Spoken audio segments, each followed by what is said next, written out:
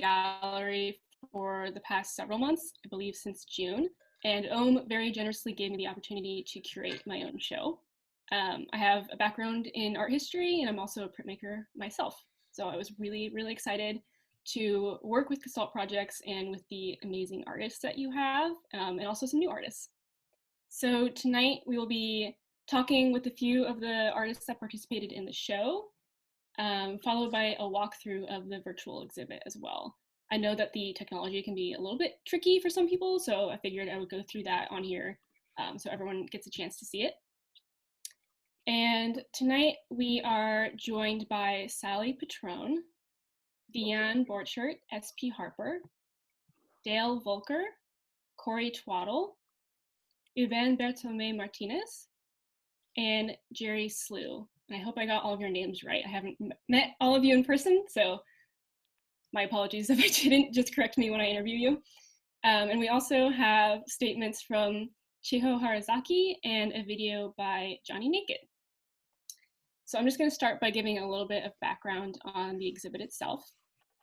It was very much inspired by a project I pursued in my undergraduate degree on meditative printmaking. So I spent months engaging with my own work via the 5 senses, that being touch, sight, sound, smell, and taste. And when it gets down to it, that's really, really challenging. It pushes you to rethink your relationship to your own body and also your own creative output. And beyond this personal struggle, the show is also very much tied to the theories of Walter Benjamin and his seminal essay, The Work of Art in the Age of Mechanical Reproduction from 1935. If you're at all familiar with art history, I know that's kind of not everyone's cup of tea. But in it, Benjamin interrogated the authenticity of an artwork's aura after its replication or reproduction, asking if an artwork can maintain its integrity in this state. And Benjamin claimed this before there was social media or mass media at all, which is kind of amazing. He basically claimed that artwork loses its aura every time it gets reproduced. So pretty interesting to think about, especially right now. So that's where touch stemmed from. And all of the artists were asked to physically engage with their work, body to canvas, or whatever medium they chose to use. And for many of the artists, this took the form of gestural marks, but for others, it was physical manipulation. So yes, these works are exhibited in a virtual space, and that is rather new for us, but it's a matter of balancing artistic integrity and survival at this point, and adapting to our new and changing circumstances. And what better time to open this exhibit than right after a major holiday, when so many people are missing and craving physical connection with their friends and loved ones. That's really what this show is about. How do we challenge this limitation as artists, but more importantly, as people? Where do we go from here, from right now? What does physical connection look like in this very liminal space? And I love how differently each of you interpreted the task at hand, because it was very varied, and it was really surprising, and I love seeing it. And additionally, this was an open submission situation, so we were able to include quite a few artists who were new to the gallery as well, which is really exciting. So let's get started with our artist interviews. Aubane, are you there? Is she on here? Hi, I'm here. Hi, it's so nice Hello. to meet you. Nice to meet you. So first up we have Aubane. She's going to talk about her work Préliminaire. So Aubane, if you could just start by introducing yourself and telling us a bit about your artwork in general, that would be great. And then I'll ask you a few questions. Yeah, thank you. So hi again, everybody. My name is Aubane. So yeah, I'm a visual artist. Most of my work is questioning power dynamics, mainly power dynamics related to gender and sexuality.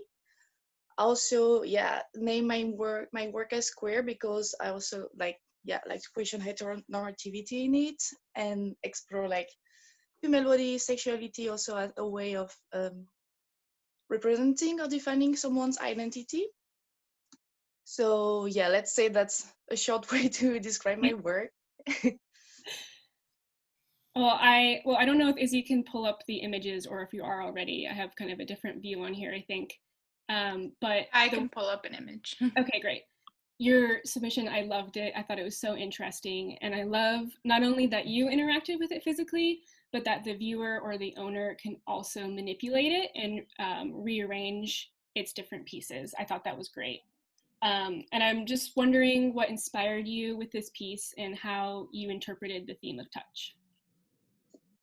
Oh, well, for this piece, it was, yeah, really, I think touching was quite like one of the most important element that pushed me to do it. So it was a work like made during the lockdown.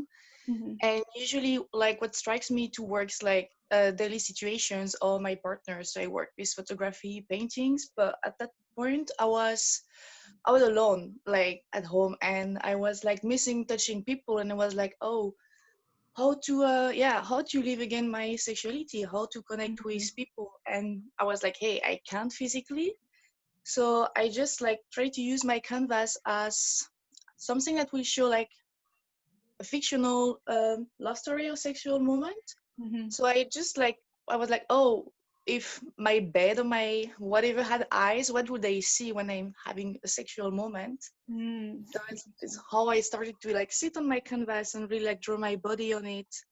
And same with the accessories, for like, oh, okay, what would I like to explore, like if I had a partner there? So I started to think about it and to recreate this play, and also consider like gender and sexuality as a playground, a space where people can really discover and explore. So I was like, oh, let's make it a playful work. And what if the person who get this work like physically, like the owner, can also play with me and have this kind of new way of having digital sex or digital discovery.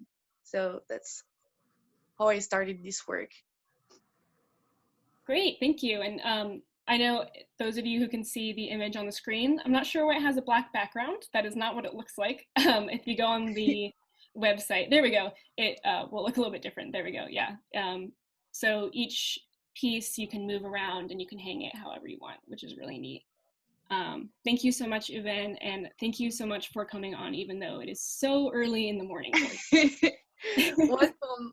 And yeah, I'm actually calling from my bedroom, and I took the time to put the pieces on my bed. So if you want, Oh, great! Yeah, I'd love to see that. Give it a look.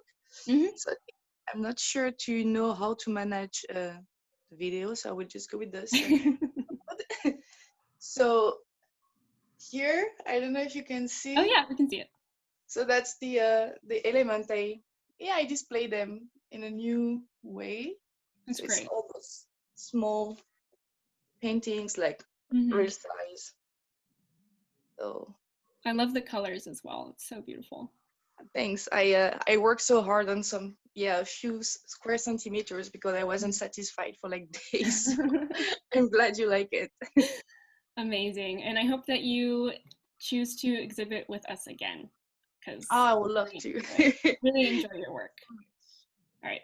I will let you get back to bed or whatever you plan on doing. I will listen to the artist before. Oh, great. Okay. Awesome. Oh, yes. All right. Next up, we have Sally and her work, Touch Me. Hi, Lexie. Thanks for having me. I really appreciate it. Yeah, thank you for joining. So if you could just, again, start off by telling us about your other work in general and a little bit about yourself. So a lot of times I'll paint big, bright flowers, and I have to confess, but it sort of feels like the flowers are me. So usually it's more like big, bold, bright things. But when the call came in to do a touch, I thought, oh my gosh, how fun, because to put myself in the actual work was just really compelling. And I've seen, on things like, guilty pleasures like The Bachelor and stuff, where they have a day and then they go and they paint their bodies. I thought, how fun, but I'm by myself during quarantine. So I thought, how fun to paint myself. And I did. And it was kind of fun. I was talking to an artist friend of mine, and I said, if I'm putting paint all over, how do I make sure that I can get it off at some point? And she said, "I'll put like coconut, like lotion or coconut oil." So I tied up my hair and I put coconut oil all over, and then I painted my body. And to get the different textures that you see, I made sure the paint wasn't uniform, so that it would be a little more elevated. And so I painted myself, and then I put my body on a mirror, because I thought a mirror would be kind of more fun and more interactive than just a canvas. Right. Yeah. So it is reflective, and I intentionally made it so that I was outside the frame, because I thought too that was a little more interactive and a little bit less predictable. And it was just so fun to see that like the different patterns I would do on my skin then came on the mirror. And I thought, oh my gosh, like if this is hanging in someone's home and they go to clean the mirror, I better put like a spray preservative on it. So it has kind of a misty quality, which I like, because like if it's hanging in a bedroom or something like that, that's more intimate, you don't exactly see, yourself behind it as the image. It's a little bit more frosted and a little bit more delicate than just being, a really graphic piece. And when I've shown it to people to say like, hey, is this a little too racy? They're kind of like, well, no, it looks a little bit abstract too. So I like it that it doesn't scream like overtly sexual, but it's playful, I think, more than that. So yeah, so it was a really fun project. I'm really glad I got to do it. It was a nice ask of the gallery. Great, I'm glad you enjoyed it. And I also love, just going off what you were saying about how it's kind of coming off the mirror a little bit. It definitely reminds me of the reclining nude, which I think is also so appropriate for what I think sometimes we have those ideas and they're in our head. It's like, I'm glad that you said that, because it reminds me of that too. When you said that, it's like, oh my gosh, yeah, literal, because it reminds me of that too now that you say it. Amazing. I love how that happens. It's very sweet, yeah. So I also want to know, I mean, you were saying this is a little bit different from your other work. Did this challenge you at all, or did you find it really comfortable? I felt really comfortable because like I guess I'm a little bit of an exhibitionist, but it's fun that it's not so literal. So like if you see it and I'm like, not wanting to show that it is I, you can't necessarily tell. So that's kind of fun, because then there's like a little bit of mystery still. And it's just so fun to get out of your comfort zone. Like I remember over the summer they had an exhibit, and it was texture, and so I did like white on a white canvas with rice, and I had never done anything like that before, and I haven't done anything like this. And I think it's just so fun to get stretched as an artist, especially like when we're not still in school or something like that. It's really like, it's kind of like taking another class, like elevating what we can do, and I really appreciated the opportunity. Yeah, especially right now, I know that it's really hard sometimes to find the inspiration to make art when you're at home and you're seeing the same things every day, day after day. So having a challenge, can be amazing. It definitely is. And like to have some humor, like this is a little humorous. I mean, it's risque a little bit, but it's sort of silly too. And it shows that like you can just play. Like who doesn't want to like get dirty and play with paint? It's like, to me, it's like the most fundamental thing is like to paint yourself and then get a little lasting project out of it. So yeah. Definitely. And I just have one more question. Did you already own the mirror, or where did you find it? No, I found it at Ross. Oh, really? Because I am a bargain hunter. So, I mean, seriously, Ross, dress for less. Yes. And, but I thought it would be a nice thing, because instead of being on canvas, it's 3-dimensional and it's already framed. So as an artist, it's kind of nice to have to not have to think about that, but have it be more of a finished piece, because most of my pieces aren't framed. So yeah, I cut out the middleman this time. Yeah. I love it. Well, thank you. If you have anything else to say, go ahead, but I really appreciate you coming, and I loved our back and forth emails as well. Oh, it was just so fun. I really, really appreciate it. And I just love the gallery and just feel so honored to be with all these and other amazing artists. So thank you. Thank you. Thank you so much. And next up, we have Vian and her painting Revolutionary Waves. Hi, nice to electronically meet you all. This is my painting. It's acrylic on gallery wrapped canvas. It was a lot of fun, very hands-on. So it was a lot of fun. So I wrote a statement about the artwork, which will help everybody understand my thinking and process of creating the painting, and here it is. So the painting is titled Revolutionary Waves. My name is Vian Borchert. So my painting made for the Touch exhibition is titled Revolutionary Waves. This painting is done in acrylic on canvas and was especially made for the Touch exhibit. What I liked about the theme of the exhibit is that explorative aspect, including the senses. Obviously here, the sense of touch, which is essential for an artist. I'm the type of person who likes to stay current with everything I do. I like to custom make, so to speak, each work of art for the theme at hand and the current situation during our current times. In my humble opinion, I believe the artist's latest work are their best. And the more one works, the more interesting the results are. Consequently, this work being very recent and one of my latest delivers me to this point. This painting is literally very hands-on, meaning I only use my hands and the pigment of the paint to create this art. As a painter, first and foremost, I have enormous passion for the painterly art form. The sensation and feel of the thick paint is like molding to a sculptor, play for a child, and alchemy for a chemist. To me, for a work of art to be effective, the artist has to be truthful to the theme while enjoying the process of his creation. My painting, Revolutionary Waves, was created around late October of this year, 2020. The painting embodies the characteristics of my artwork and my signature style, such as the use of color, blue, along with strong waves and stark tones. These themes, such as waves, I've been working with for the past few years.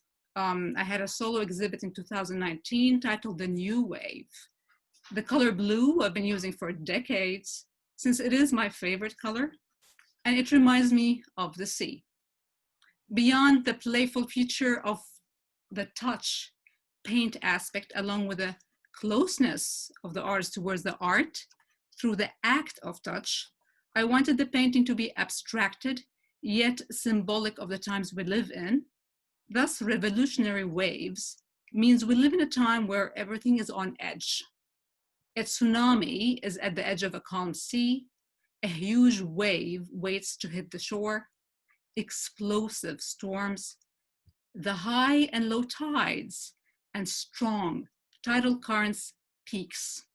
The rise of such tides to then lead to a flow is part of this composition as a painting. Hence, the painting is abstract in nature, yet metaphoric to our current turbulent times. So this is my statement. I hope it's covered pretty much a lot of things. And anyone has questions about the artwork or anything you like to say? Yeah, thank you for writing a statement. I always love hearing what artists have to say, especially when you can write it down and it's so thorough. Yeah. So thank you for that. And I really enjoy Revolutionary Waves in the virtual space, if you've gotten to check it out yet, because I think that the texture really comes through the screen, which is one of the things I really wanted to see if that could happen on Kunstmatrix, our software. So that was great to see. And I also just wondering, was this a stretch from your typical process with the kind of finger painting, or is that something that you typically incorporate? Oh, I've been, so primarily I'm a figurative artist, but I've been working with the abstract theme since years now. Mm-hmm. So, and it's pretty much kind of the same thing, things that are based on landscapes, especially oceanscapes. I love water, so I wanted to bring my love. So I believe like the artist should kind of represent part of their identity or what they like. And it does come through anyhow, through the artwork. I'm very expressive. That's the kind of art form that I do, expressionistic artwork. Mhm. So yeah, I've been working with, I would say, since years now with the abstract work.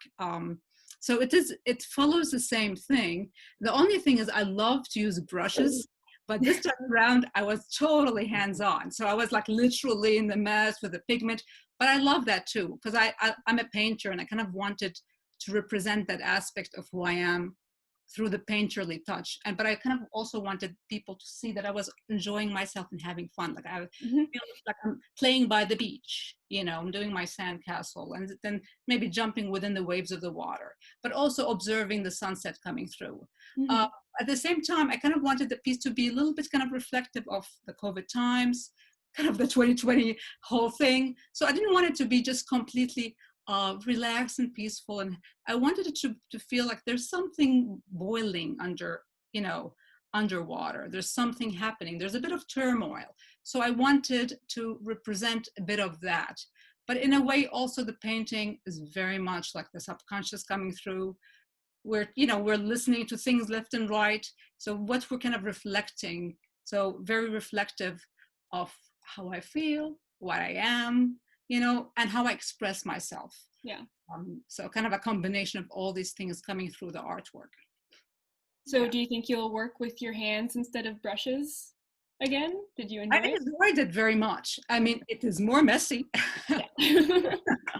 but I'm an art educator, and I always tell my students who are adults that is part of really, that's part of the art. You kind of have to get into the mess. Yeah. And I do like very much to sculpt things. I've done a lot of sculptures too. So I do like the aspect of touch and feeling what you're working with, your tools, your products. So I do think that the artist should be I kind of have a little bit of, let's put it in kind of like a food aspect, a hunger for kind of the pigment and the paint. So I really liked it because for me, it was more like a sculpture in a sense where I was pushing the colors here, pulling them here, scratching with my nails. So it felt very sculptural. And I love that aspect of it. I love the fact that I felt like I was molding it, and playing with it. So, but also the colors mixing together. So the chemistry aspect. And I do like science. So kind of everything comes together in a sense with this piece. And yes, I like it a lot. And I do recommend it, yes, for people. I do think, as you were saying earlier with your statement, when you touch the pigment, it's different because you're really like, you're hands-on, you're touching it, your skin is touching it, so you feel it, you feel the texture. And so whereas when we have a tool, there's like almost a separation a little bit between us and the piece. So I do think that every artist should try something like this because it is a different level. It does bring you to a different level, but I also felt that it kind of brings a bit of that performance art a little bit. You are performing a little bit, but besides like touching and molding and creating and playing, and also taking out as well. So not only adding, but also taking. So you put and you take. So I felt that it was very, one can say it's like a dance almost. If we have to analyze or give it analogy to different things. So you can almost play with your own artwork. And that's where I guess the child in all of us comes out, to play with the work too and play with the pigment and see what the pigment does. And yeah, it was fun. I enjoyed very much the expressive aspect of it. Well, I'm glad you enjoyed it. That was really wonderful. Thank you so much. Wonderful theme. Thank you so much. All right. Up next, we have SP. Hello, everybody. Hello. Am I unmuted? Yes, you are. Okay. These aren't working, but I guess you guys can still hear me. Yeah, you're very clear. Okay, fine. Anyway, I'm ecocentric and I use reclaimed materials. I am a big recycler. And as far as a still life and as a theme for my art, I've been using gems and cut gems. I'm interested in the diamond cut, brilliant cut, how many facets and how it kicks back light. And it's sort of a theme. You can see my studio. There's some of my painting, and I have been working in the last year in 3D. So you can see in the corner, there's like some milk crate ones, and there's some recycled wood and old door hinges. Anyway, so that's what I've been working on. Then we get this really great call, touch. So that goes so many different ways for me. But ultimately, I thought I should do something that invited people to touch it. But then, you know, I'm a recycler. My mom is downsizing, so she gave me almost a room full, just kidding, I'm exaggerating, but many pillows. So I have all these pillows, I have no place for them, so I'm recycling that. So what I ended up doing was making a pillow gem using all recycled materials. Yeah, I've heard that now. Yeah. Anyway, People are hungering for what they entertainment. say. I have fun making this. I'm sorry. So this is a discarded tablecloth, and this is another tablecloth. This is a curtain, and I did purchase only this piece right here. It's spandex. I just thought it needed something sparkly. So everything's recycled, but you know, in order to make something work, I might have to, you know, buy one piece. Mm-hmm. That's my mom's tablecloth. That's a bed sheet that's been discarded. This is a tablecloth, and this is my daughter's curtain, and this is also a curtain right here. And it was a bar mitzvah I made for the party. These are, I got a potato print. So that's where this one came from. Oops.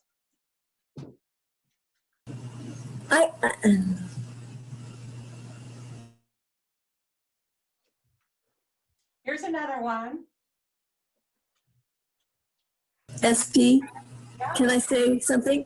Yeah. This is Heather. Hi, Heather. I love your new work. I love the soft work. I think it's such a neat idea, and I think I love the metallic cloth. I thought that was so brilliant.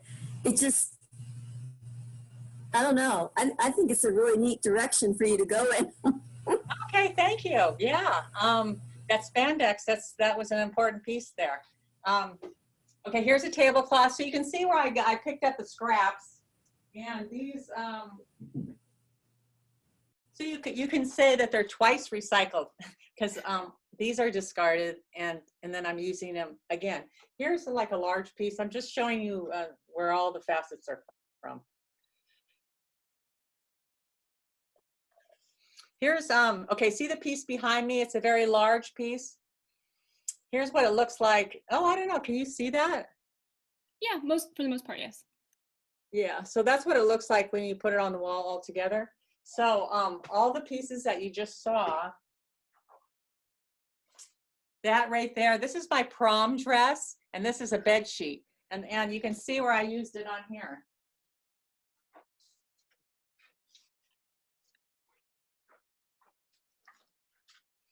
It's the same fabrics, and I just, you know, I had the scrap already sewn up. It kind of made itself. It was very easy, this project. And here's that tablecloth. There's that tablecloth right here, and there it is. It's perfect, like for a cut. You know, these lines. You know, it kind of looks and feels like a cut gem in a way. This one, and.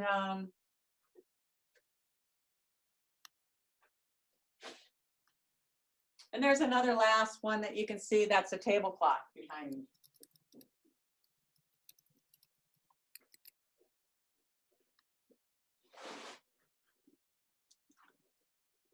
So that's where it came from, everybody. Thanks for listening. Yeah, thank you. I love it so much, and I love how soft it is, and what you were saying about how that kind of invites people to touch and play with it. I think that's really great. And I also love that you included fabrics from your daily life as well that have been touched repeatedly, you know, and really lived in. I think that's very cool, very interesting. And I'm also wondering how long you've known how to sew. Is this something that is new for you, or do you often sew, I guess? My mom taught me to sew when I was younger, and she gave me a Singer sewing machine. It's from the 50s. It's called a Featherweight. They're like collector's items now because they never break. Nothing ever, I've used it for all these years, and it's such a little trooper. You can't wreck it. It can't go wrong, and you can't make a mistake. It's so easy. Anyway, she taught me, and I've always kept it, but I've basically only done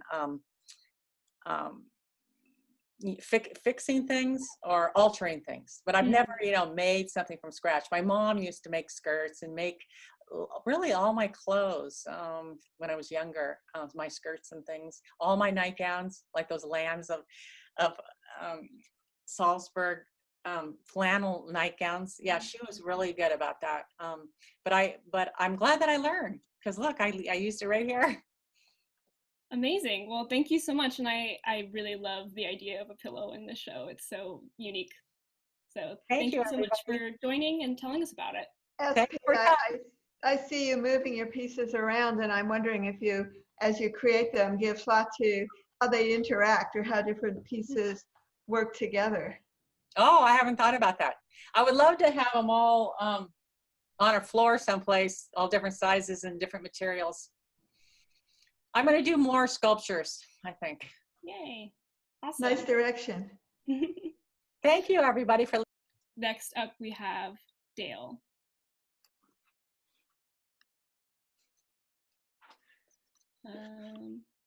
Dale? Oh, I think you're muted.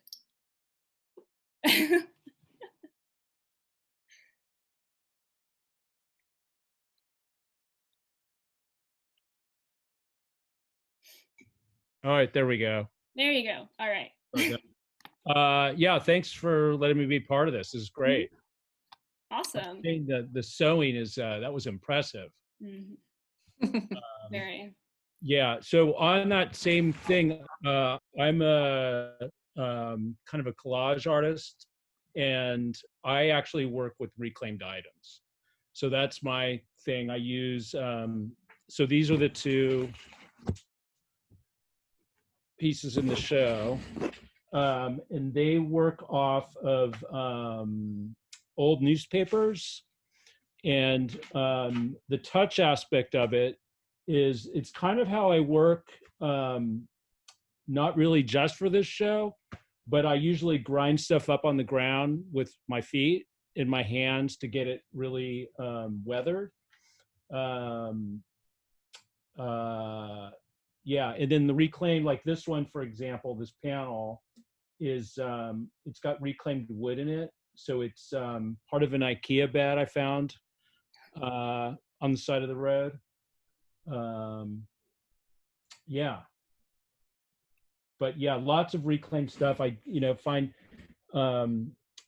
magazines, junk mail, things like that. But most of my stuff, the work that I'm doing right now, it's about history.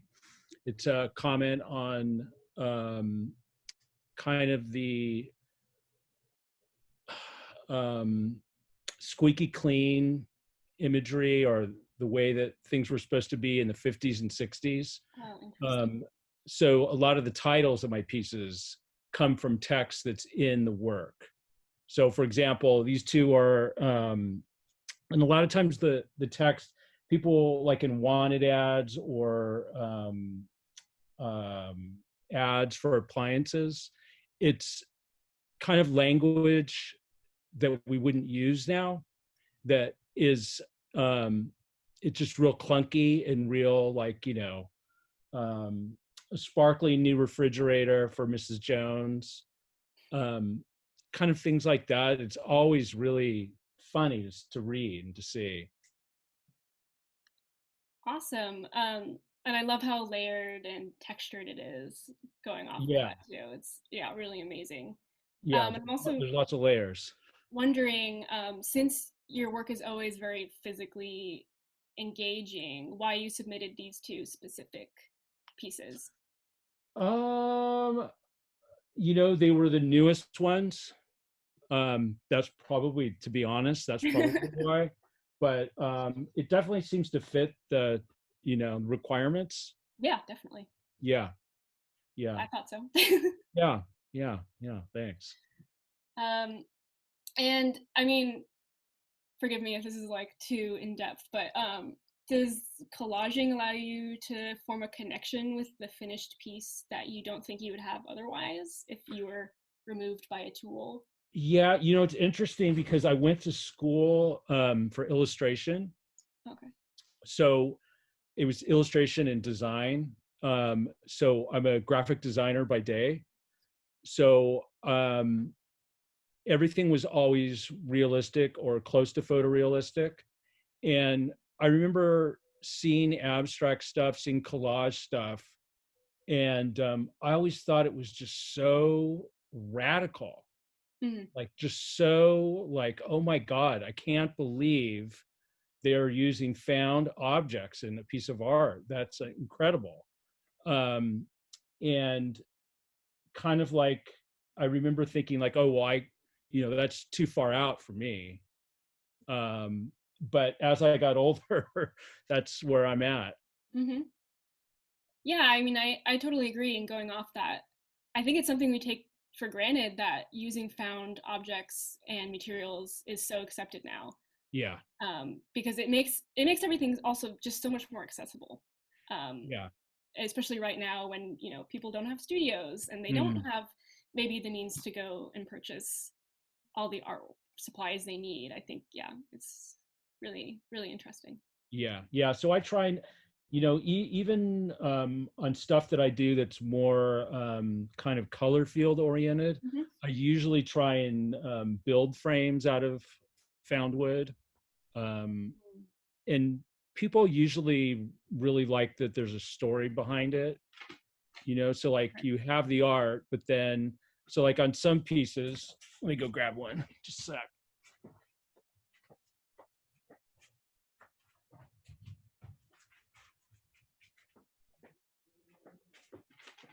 Like this piece, for example, these are window frames. So cool. Wow. They were like broken window frames, you know, that I saw on a walk when we're walking our dog. And I mean, they're solid. They're like, you know, from probably the late 50s or 60s. And I mean, they're super solid. They're not going anywhere. And just the idea of it just going into a landfill just seemed kind of a waste. So yeah. I agree completely.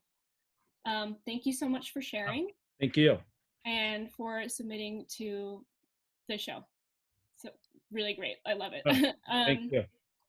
Okay. Next we have Kory.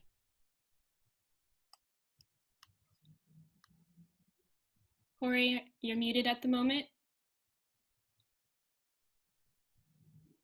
I know this is always a thing with Zoom.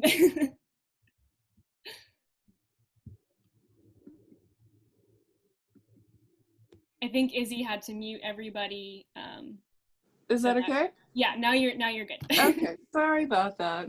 No worries. I'm on this iPad that I'm not very familiar with. No worries. All right. Hi, so thanks for including me in this exhibition. It's really excited to work with you all and to meet you all and to see your work. I've never been involved with this gallery or any of you before, so this is my first experience in working with you all. So thank you for having me. And I'm here in Orange, California. I've just moved here about a year ago, so I'm still sort of getting familiar with what's here and finding my way and all of that. And that's really the basis of my work, is about navigation and wayfinding in place. And so that's really the foundation of my work. How do we find new places when you move somewhere, you're trying to find a new location? How how is it that you're going to identify it, and what sort of mental process do you use, and what sort of external navigators can you find as markers along the way, as visual navigation, as people in large open areas will use directional navigation, and maybe in ways that people from other places with different geographical locations will use other ways to, or other whatever's available to find your way and to navigate. And so this was really the basis of my graduate work too.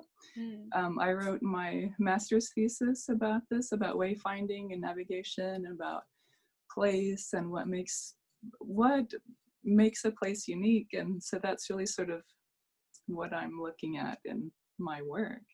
And so just in my daily routines of finding my way around my home, moving around my studio, behind me you'll see some of my works in progress. I have some of the first layers down, which are sort of color fields for starting. This one here is sort of the base layers for a map of my studio. So I'm mapping the place. It's really a map, basically. It's abstracted, of course, because it's for my own use. And so whatever I find the most important is what's going to be the most dominant as well. Maybe that's enlarged in terms of scale, that sort of thing.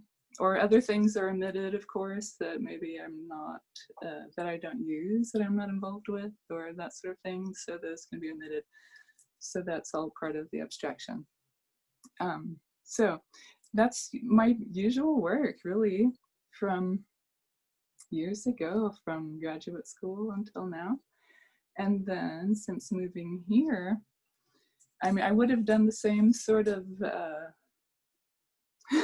I would have done the same sort of series anyway, but because of the COVID and the special situation and everyone being locked down, especially here, and it was so hard too, because moving into this new place and wanting to find my way around and all that. And I moved here from Kansas City, so across the nation, halfway.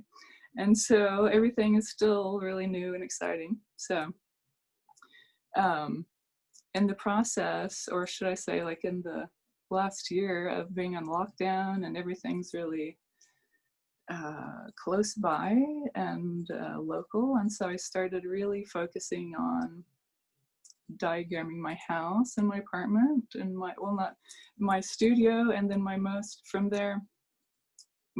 familiar places being like just the basics of the grocery store or going to the bank or going to the, the Target and that sort of thing. So just basic locations, the basic necessities, the pharmacy, and basically all of those places are not very much more venturing out than that. And so they've become very familiar, and my routes, driving or walking to those places, becomes the foundation of each of my paintings or drawings that documents my trip to that place. So, for example, if I'm going to drive to the grocery store, there's one drawing of that location and that trip that I would take, versus to another location, there's a different drawing that maybe I'm going to go get the mail, I'm going to go walk across the campus of the apartment complex. And so these walks and drives that I do repeatedly have become really familiar to me and have become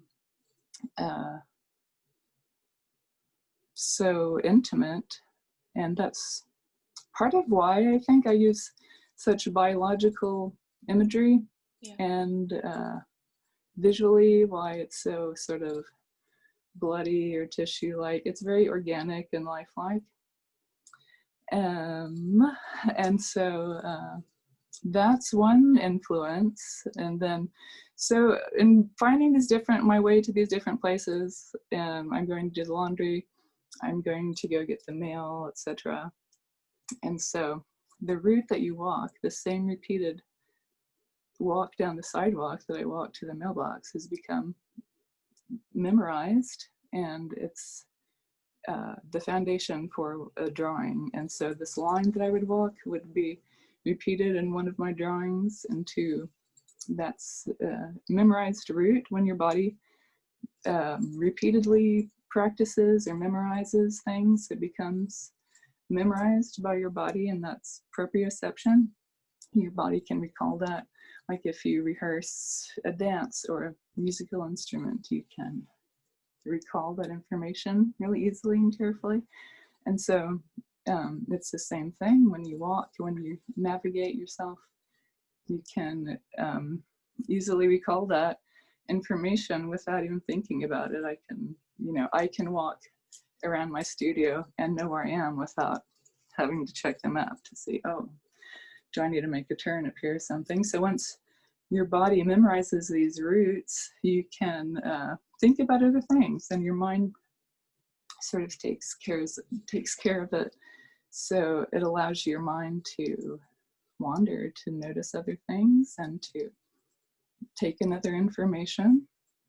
And and then that other information becomes part of the pieces too, becomes part of the sort of external sensory information. I thought it was really interesting too that a lot of the other artists have mentioned other sensory information being included in their artworks, because I think that goes along with touch, all of the human sensory input that we're trying to put into our pieces. But so visually, how can I symbolize the different sounds that I hear? Smells. You when I walk through the apartments and then somebody's making a meal or something, you can, you take in all of this other information. And so I hope to record all of that into my pieces as well. And sometimes it's regular and it's repeated and it's familiar enough to include in a piece that, can be permanent in one location. But other times maybe it's more fleeting and it's like a sketch. But including external sensory information is also part of navigation, and people memorize this other sensory information as part of finding your way. So whether you realize it or not, as you navigate, you're also taking in different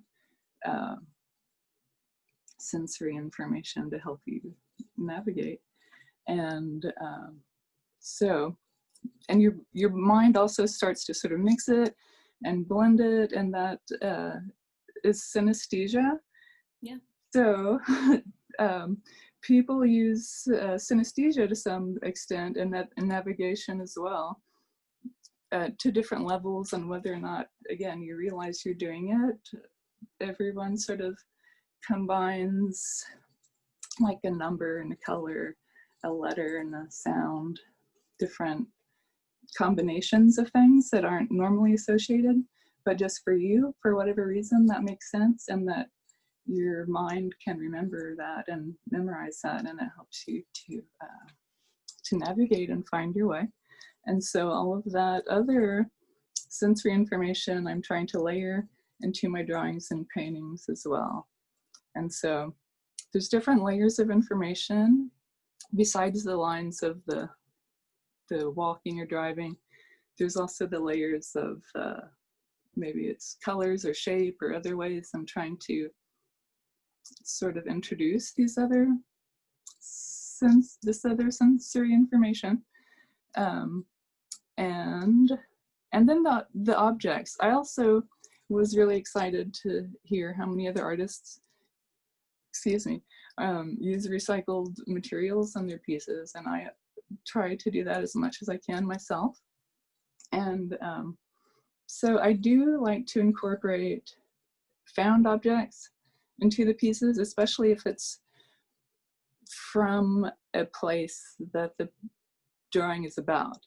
So if I'm like, I did a drawing about driving to the pharmacy, and when I got there, of course, they have to screen you, and they give you this little sticker of, I was screened at the pharmacy on this date. And so the sticker, of course, has to go on the drawing of driving to the pharmacy. It just makes sense that it would go there to me. So I have this object that was mine, that was on my body, that I touched and I could attach physically to the piece. And so I like the dimensionality, I like the 3D texture, but I like that it's part of that time and place that that piece was made. So that's also part of my work. And then the touching, the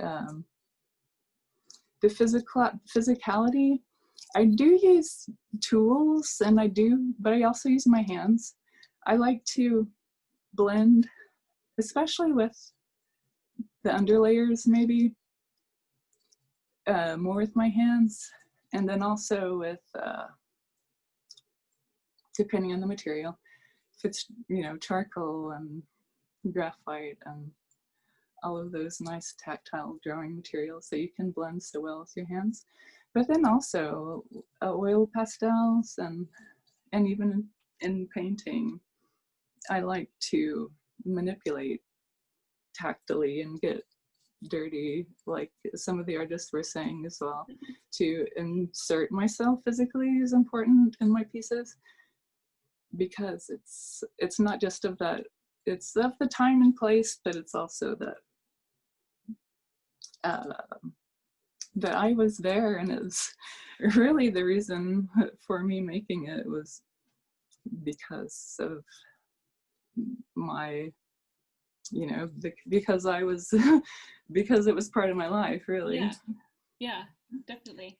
Yeah. So, and then the pieces that I chose for your exhibit were just part of my general work. Mm-hmm. They weren't pieces that I made specifically for this exhibit, right, but they were actually there in a solo exhibition of mine in Cape Girardeau, Missouri. Very Yesterday cool. Was the last day of that, actually. There's a link to it. It's on my website, but the two pieces I don't have here because they're on display.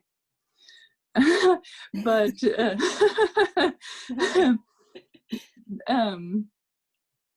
they are two of my favorite that I made for the exhibit. And the one is about going to get the mail, and one is doing the laundry. Yeah. What else would it be, right? Yeah. So the one is the one that was on the flyer too, I was really excited to see there. But I was trying to layer, and I did some blending with my hands, but the other one maybe is more tactile friendly. It has a feather inside. It's the laundry room. It's the washers and dryers. Mm-hmm. So there's stickers, and then there's string, and I think there's a feather on it as well. Yeah. The laundry room is it's really an airy place. It's just here at my apartment complex, but it's there's lots of windows there, and it seems really like it's really spacious and airy, and so it seemed right to have a feather involved. Yeah.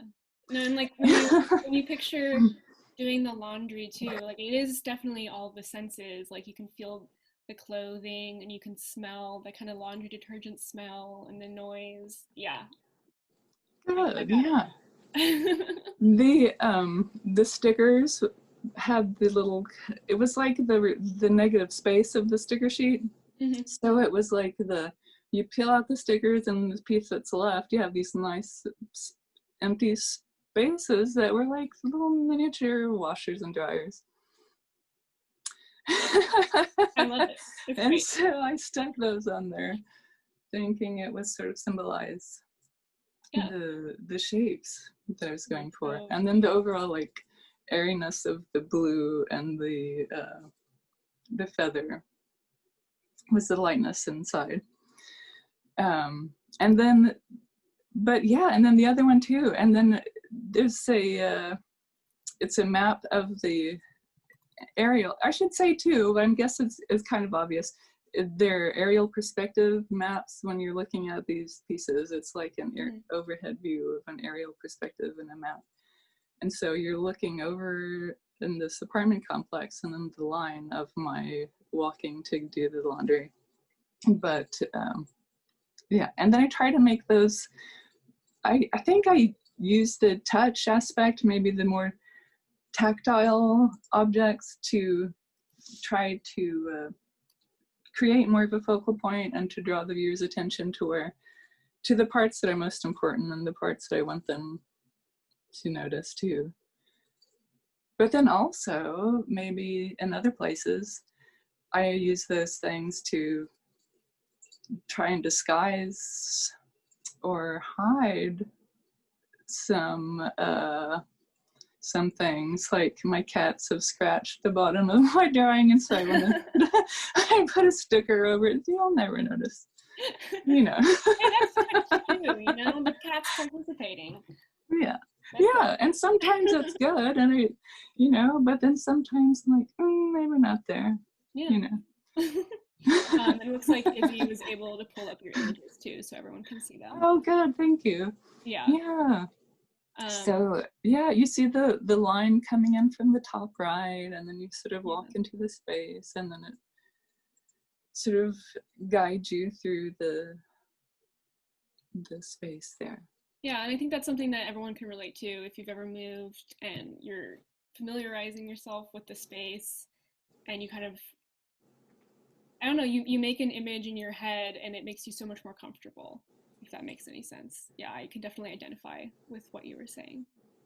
And thank you so much for participating in the show and being a new artist. I really enjoyed your work. Thank you so much for having me. It's been great. It's great. Thank you. Thank you. Next up we have Jerry.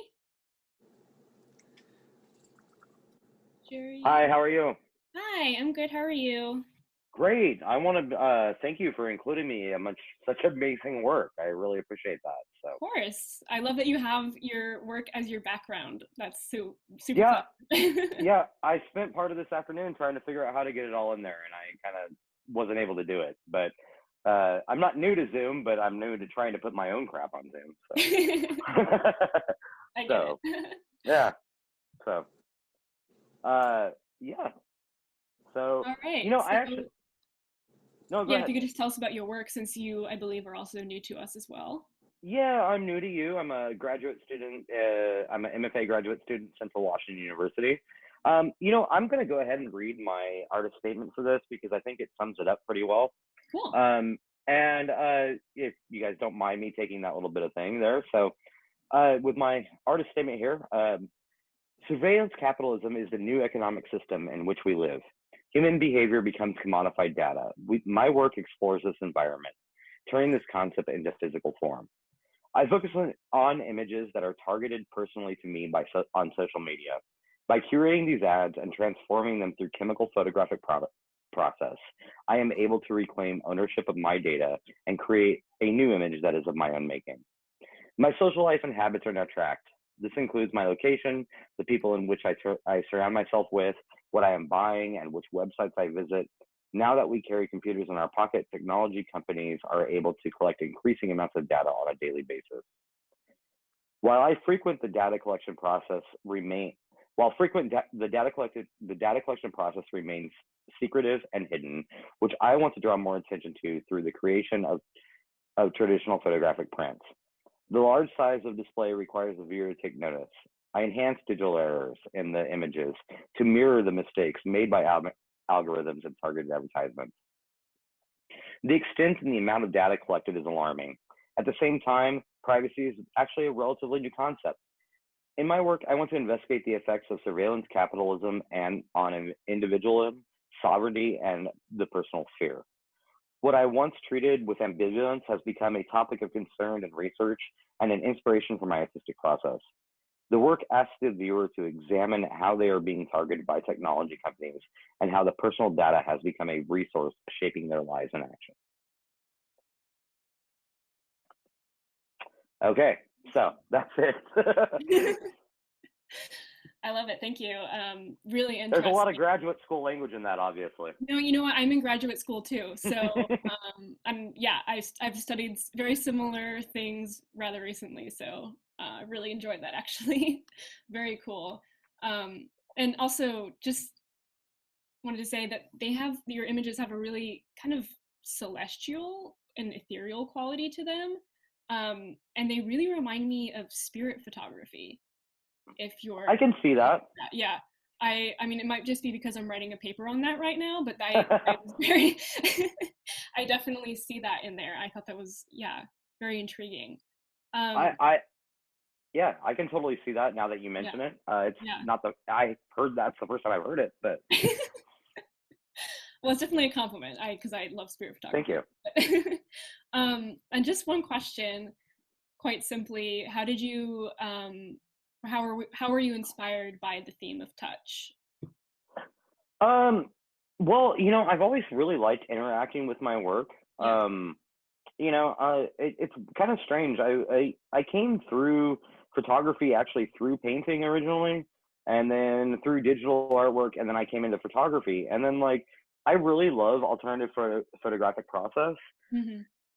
But the particular process I'm using right now actually requires me to interact with the artwork itself. I don't know, to give a background in photography, a lot of times you make a print in the darkroom, you throw it in chemistry, you gently agitate the trays, and you wait for everything to come up. In this, I'm actually interacting with this image. I develop it to a point that I think is where I want it to be. And I come in and I turn the lights in the darkroom on, and I start throwing other chemistry at the print itself. And, I'm moving it around with paintbrushes. And don't tell any of my mentors that I touch the print sometimes. I'm not supposed to handle prints that have chemistry on them, but, whatever. Some of these prints, this is a part of a larger body of work. Some of these prints do have fingerprints or tongue marks on them and things like that I just stopped caring about at some point. Yeah, sure. I get that. And I think it adds to it, honestly. It adds character. So why not? Yeah. Thank you. Yeah. All right. Thank you very much. And thank you for doing your work. Thank you very much. Thanks for including me. Mm-hmm. Of course. So next up, I actually have a statement from Chiho. She was also a new artist for us, and she just submitted a statement because she couldn't speak with us tonight. This tape tattoo leg art piece was created for the Art for Advent project by Murs Magazine, in which participating artists created a new artwork daily for the first 24 days of December in 2018. It was a great opportunity for me to experiment with my tape art practice and discipline, while being challenged to adapt my practice to the limitations of creating a new piece of work each day consistently for 24 days. Prior to the project, I had created tape art only in 2 dimensions, and this project inspired me to begin working in 3 dimensions. I tried making tape art on the objects in my daily life: fruit, egg, bottle, light bulb, credit card, paper bag, ukulele, and I also began using the human body as a canvas. When I posted the picture of my tape tattoo leg on social media, some people asked if I could tape on them. I think people imagined the tape tattoo on their own body and felt close to my tape art. So I really love Chiho's last sentiments here, where she's really tapped into a creative process that's accessible to others and moves beyond the gallery space. That was very appropriate, I think, to this show. And it's not for sale, it's her leg, obviously, but I had to include it because I just thought it was great. And at first, I mean, I think Izzy might not be able to find the image right now, but I'll show it when I go through the walkthrough. You can't really tell it's her leg at first. Like, I thought maybe it was a sculpture, but it's really interesting. So I'll be sure to focus on that later during the walkthrough. And then I have a video from Johnny Naked that he wanted me to screen tonight. And it's a filming of his process behind his submission, Damaged, which is an aluminum photo print that was manipulated by him rather violently. So I will pull that up really quick and show that. Pull it up and then I will share my screen.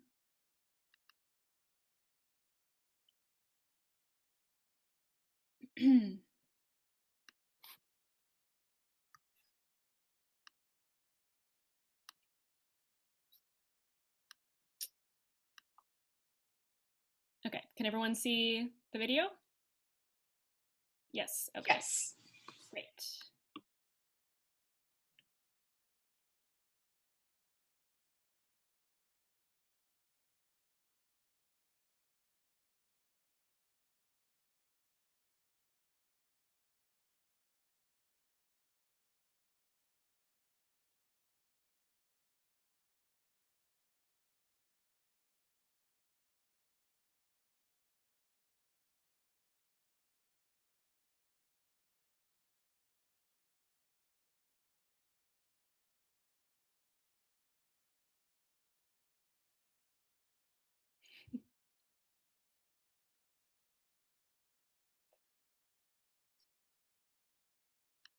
Okay.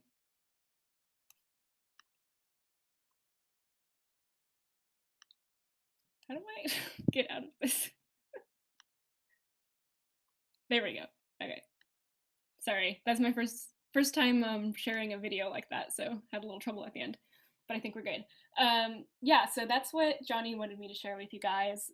I thought it was really funny because I did not know how he made it before I put it in the show, and it kind of looks like he very gently maybe like warped it with his hands, and then to see that video I think is I don't know, really funny and great and super appropriate for the show. And I wish you could talk tonight about it a little bit more, but alas, we have the video. So that is it for the scheduled artist discussions. I know there are a few artists in the audience who submitted. If they would like to share something, feel free to speak up now, or I will just go on to the virtual walkthrough.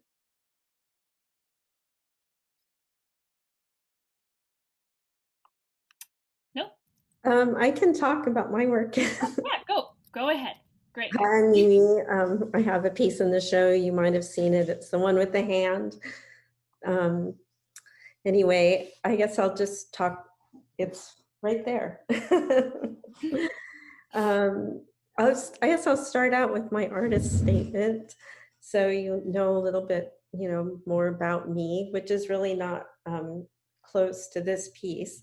This was specifically done for this show, and by the way, thank you for inviting me to be in the show. It's been really fun working on the project, and it's a great theme.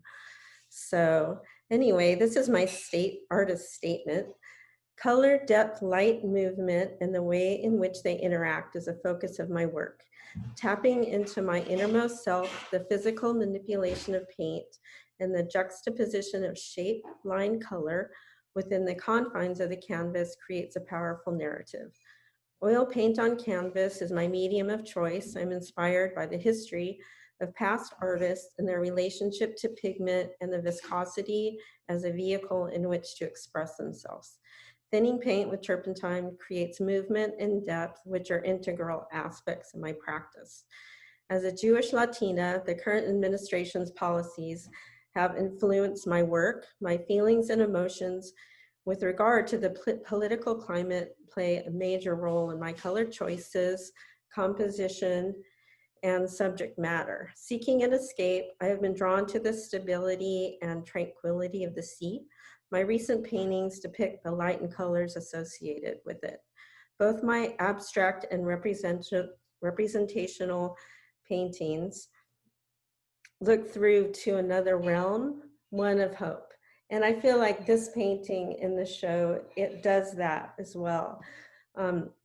I try to create a window or another space, a space that the viewer might want to go through or wants to see what's on the other side of it. Like maybe it's better than what's on this side. That's what I really try to do. And with this piece, I chose to use my hand because it's the favorite part of my body, because I use it in which to make art, which is just one of the most important things in my life. And I just had fun with it. I hadn't planned on what I was going to do.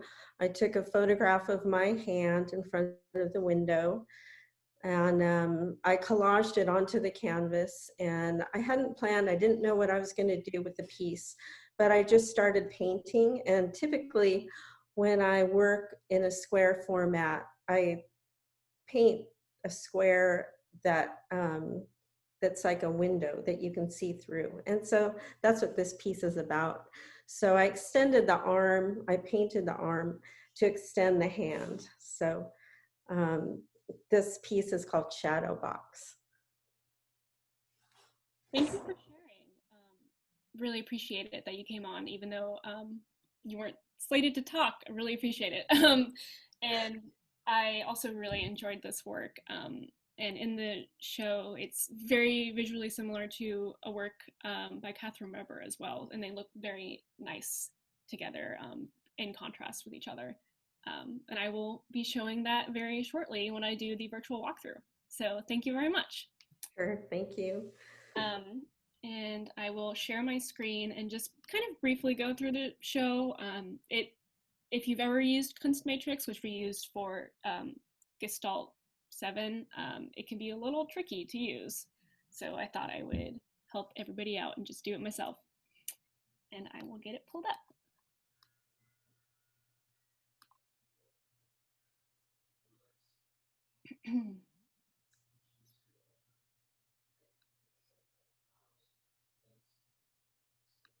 Okay.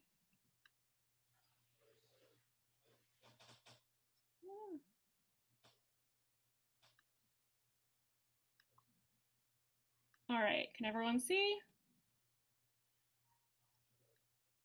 Yeah, we're good. Okay. Thank you, Izzy. Okay, so this is where you enter. And I'll just take you up the stairs real quick. So to the left, we have our amazing mirror by Sally.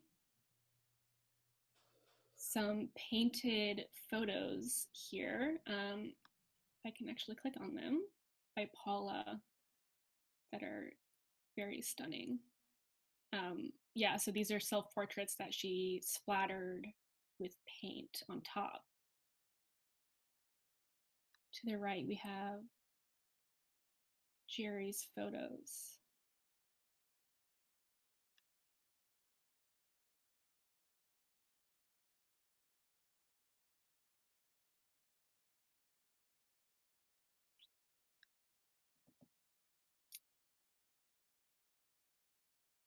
This right here is the photograph by Johnny Naked that you saw him kind of stamping on. So yeah, really cool to see that a little bit more clearly than in the video.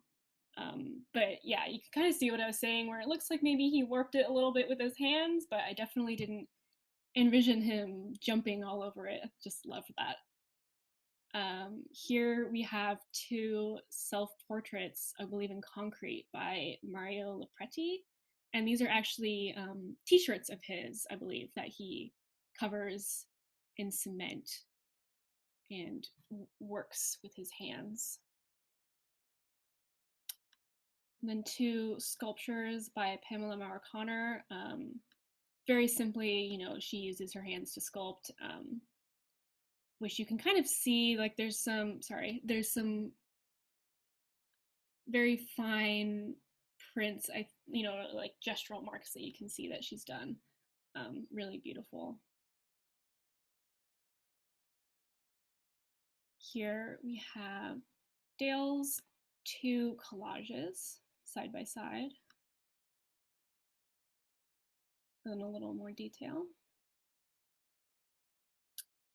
Here, let's see. And then these were 2 beaded works by a new artist again, Samara Kaufman. They're not for sale, unfortunately, but I again included them because I just had to. But they're both very much based on the pandemic. Really amazing beading that I just can't imagine how much time she spent on it. This is hydroxychloroquine.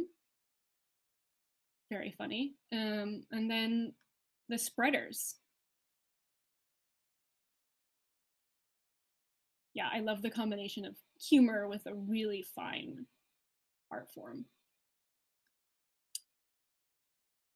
Moving over here, we have Aubane's work. Again, this can be displayed in so many different ways. This was just one I chose to do for the exhibit. Really amazing, again. So bright and colorful. Vian, Revolutionary Waves. Again, you can really see the texture, which I was talking about earlier. I think that's really cool in a virtual space. And 2 paintings by Emmy Burns.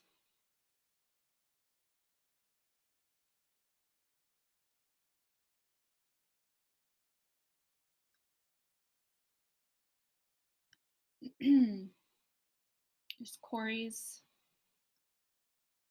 2 submissions as well, washers and dryers, which we saw earlier, and Going to Get the Mail, which was, like Kory mentioned, used on our flyer. Really pretty. I love the melding of the colors, and these 2, the contrast of colors, I find really interesting as well from the same artist in the same show. Shadow Box, which we just got a lovely statement about.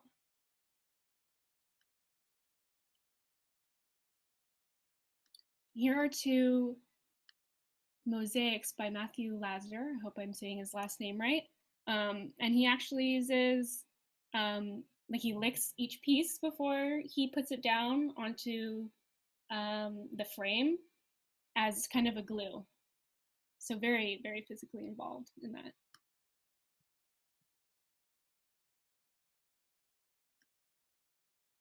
Oh, and here's Chiho's taped tattoo leg that we couldn't bring up earlier when I was reading their statement.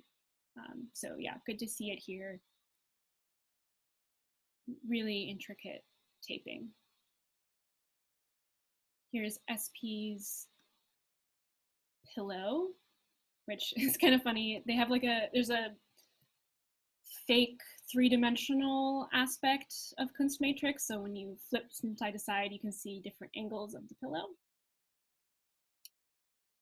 And then this is the last work in the show, but ironically, the first submission I got from Katharine Weber called Reach. And I was so excited to get this submission as my first submission because this is my first show I've ever curated.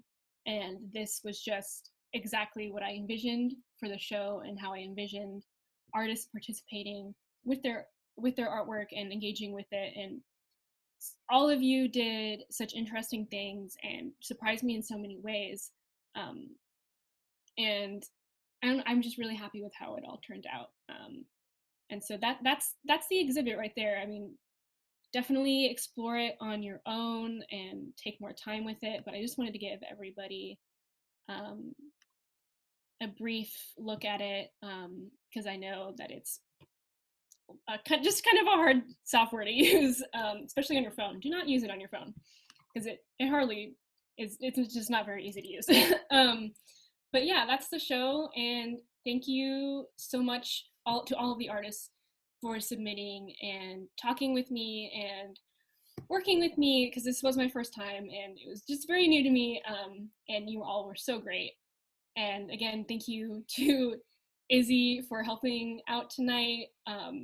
I could not have done this without you, especially with what happened in the middle of the event. And thank you again, SP, for being so great during that and just continuing on. I really appreciated that as well.